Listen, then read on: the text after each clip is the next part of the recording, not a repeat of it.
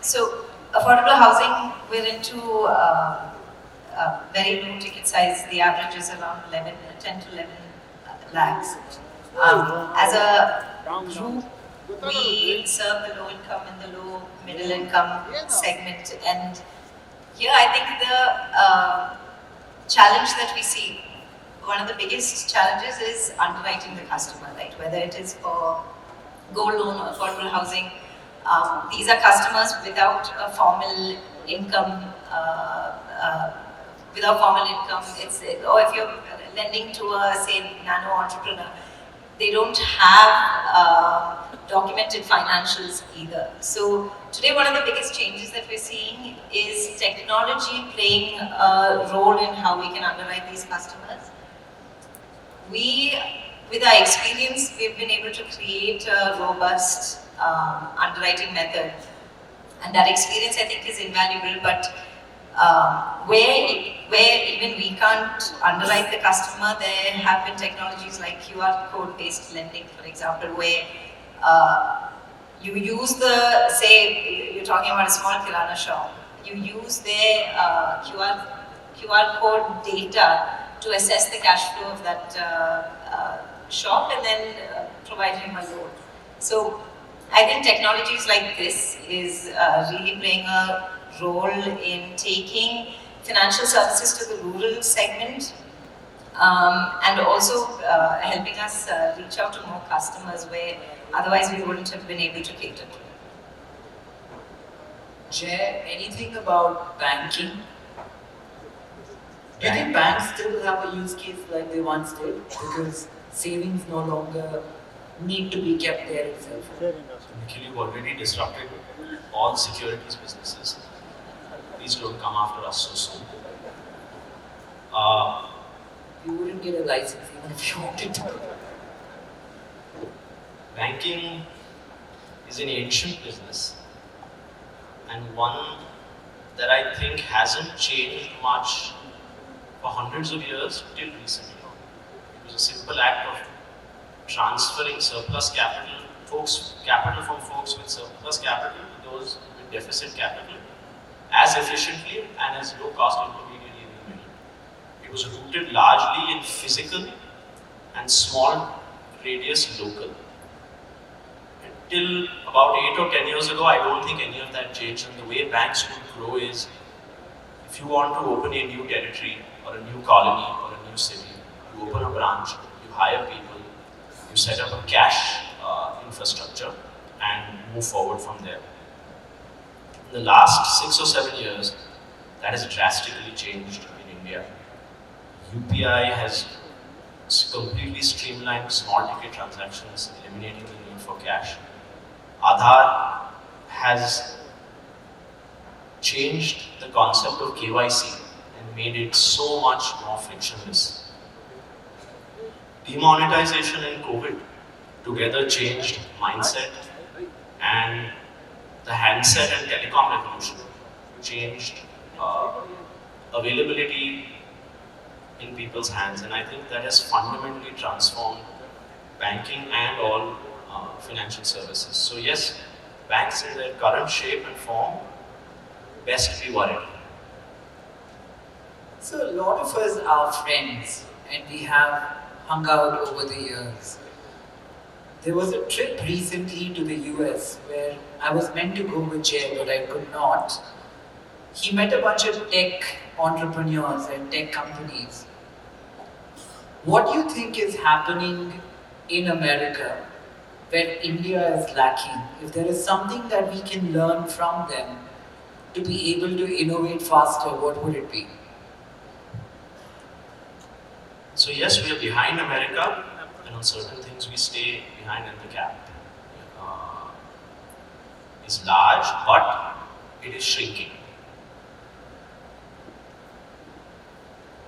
The number one thing I believe for all businesses is talent, human capital, and one of the things America does incredibly well is attract the best human capital and capital in the context of money. We need to continue to do a better job to attract the world's talent and train our own talent better. We're doing a great job already, but if you're asking about a comparison, I think we have some way to go. Parth, anything you'd like to tell us about the metal industry overall? Metal prices are down, right, last cycle, significantly. Is that representative of a global slowdown? Because the numbers, the growth numbers don't seem to reflect it yet. And also what's changing in terms of a nuance in the industry that an outsider might not be privy to. Yeah, I think so. The steel industry, like any commodity business, is highly cyclical in nature, and currently we're seeing, a real dichotomy playing out in the world where you have a China which has as much steel capacity as the rest of the world slowing down, and in China, the steel industry is a huge source of labor, and it employs a ton of people, and the motivation for Chinese steel companies is to keep their people employed. It's not necessarily driven by profit. And as a result, they don't, even though the consumption in China is slowing down drastically, they want to keep the steel mills running. And in order to keep the steel mills running, they have to export. So that's why the surplus capacity of China, instead of it being shut down, is being exported to the world. And we're seeing the entire world, whether it's the US, just yesterday or day before yesterday, President Trump announced 25% tariffs on steel and aluminum coming from everywhere. We're seeing Europe do the same thing. You're seeing India also, at least the steel industry, asking the government to look at it as well, because they are dumping steel into our country, and they're trying to make or destabilize the profitability of Indian steel companies and make us reliant on their steel for growth. So I think every country in a way is becoming protectionist, and it's not to say that we are not competitive, it's to say that we are driven by profit, and if we don't make profit as an industry, we won't be able to invest in India, and we won't be able to expand our capacity in India.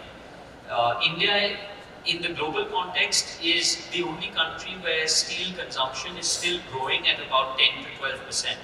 Last year, India consumed about 135 million tons of steel. This year, all indications are that India will consume 150 million tons of steel. And we are the second largest steel consuming country in the world. So that's a huge amount. 15 million tons of incremental consumption means $15 billion of incremental investment is needed to just keep up with demand. So whether it's the auto industry, whether it's the ancillaries, whether it's because of infrastructure, we're seeing a huge growth. So the downward pressure on margins is squarely because of the surplus capacity available in China, them dumping into countries like Japan and Korea, and those countries sending steel into India under the free trade agreements. So it's all connected. So we believe that it's very imperative for any large economy, of which India is now the 5th largest, to have a very robust steel industry, very robust metals industry, and hence we're asking for the government to intervene so that we don't lose out and we don't become dependent on any foreign country for a very essential commodity like steel.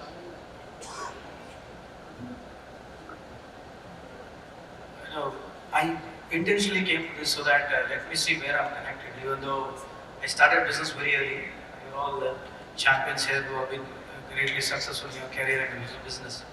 As they mentioned into the low-income housing, right? So I still feel if you go to Tier 1, Tier 2 cities down the line, it is not done technically. So there has to be some homework with the state. As we are all into policy making, we should really get into policy making also.